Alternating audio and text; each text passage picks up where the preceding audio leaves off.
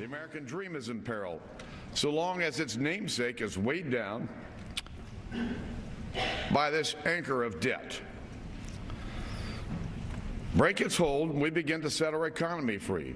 Jobs will come home, and confidence will come back. Speaker Boehner, I know all too well that we will not always agree. But I hope with all my heart that we will find common ground that is a higher, better place for our country. We cannot agree to increase that borrowing limit without agreeing to reforms that lower the avalanche of spending that's creating this debt in the first place. The recent effort to avert the fiscal cliff was an example of both the divisions and the collaborations that mark a moment in history, and it was a moment in history.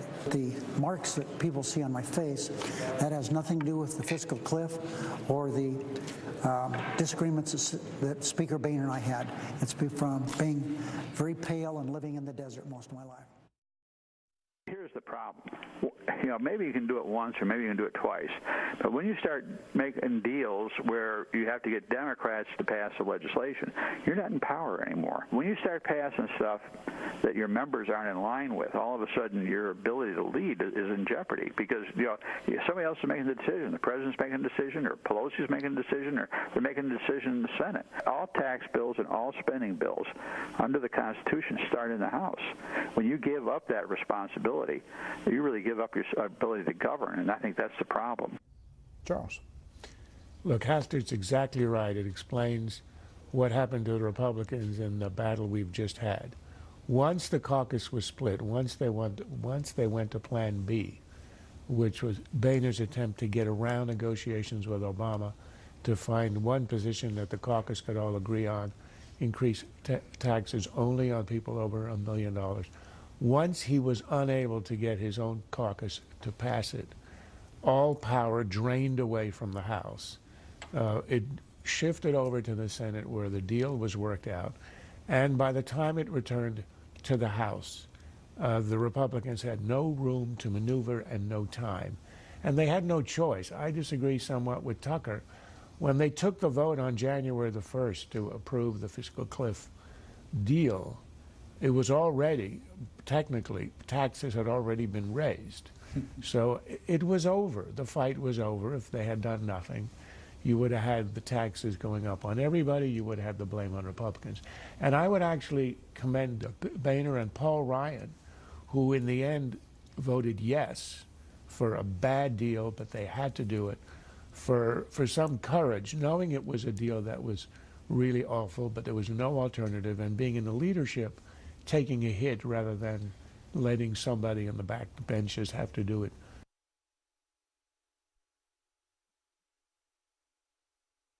Right now, all power will devolve to the president and the Senate and Pelosi, and they will be irrelevant. On the flip side, there are every poll that you ask about concern about the debt and passing on all of this to your kids or grandkids. It's still out there that there is concern about it. It's just how you phrase it and how does that play? And we have history on this. When we had the debt ceiling debacle in July or August of 2011, it's true that Republicans in the House took a hit in public opinion, but so did Obama, because people expect him to be a leader, and if you have an injury to our credit rating, they will say, yes, of course, Republicans in the House, but the president ought to lead, and he gets hurt on that. So I think the leverage here is about equal. It was unequal in the fiscal cliff. But what does it mean? Republicans have to be united, absolutely. But it means not only in principle, they have to unite on what they want, and secondly on tactics, on a plan A or a plan B and C. So it isn't as if it's all ad hoc. And I think on the debt ceiling, it can be $1 of debt ceiling increase for $1 of debt reduction, which they tried in 2011 and didn't exactly succeed, or perhaps a balanced budget amendment, which enjoys a lot of support in public opinion. That's what we could see, a balanced budget amendment call pretty soon. That would help the Republicans. It would increase their leverage, although I believe policy, it isn't the greatest idea.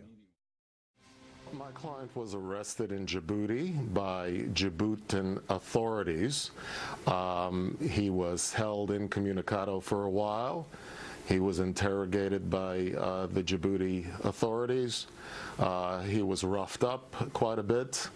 And then at some point, American officials from the FBI and other unnamed agencies interrogated him. It's time to show the world we're not a country that ships prisoners in the dead of night to be tortured in far-off countries. We're not a country that runs prisons which locks people away without ever telling them why they're there or what they're charged with. If a person's going to be, if there's a rendition taking a person to a place where the possibility is that person might be tortured, that's the kind of rendition I think that is inappropriate. Well, the hypocrisy is astonishing, but I think I welcome it, because what it means is the rotation of power in a democracy is a fantastic asset. As long as Republicans were doing the FISA, were doing the wiretaps, were doing the Patriot Act and Guantanamo, and the rendition, it was an offense against humanity. Democrats are now in office. They understand that this entire architecture that the Bush administration had created ex nihilo right after 9/11 was a tremendous asset and kept us safe. It was exactly what we need for anti-terrorism. Clearly, if you're the president, you have to protect your country. You do what you have to do. It vindicates what the Bush administration has done.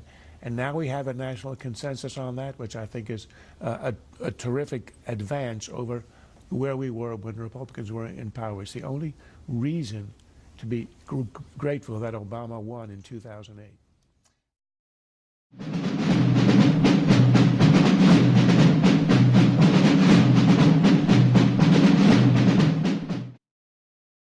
This has been a Sunfish production.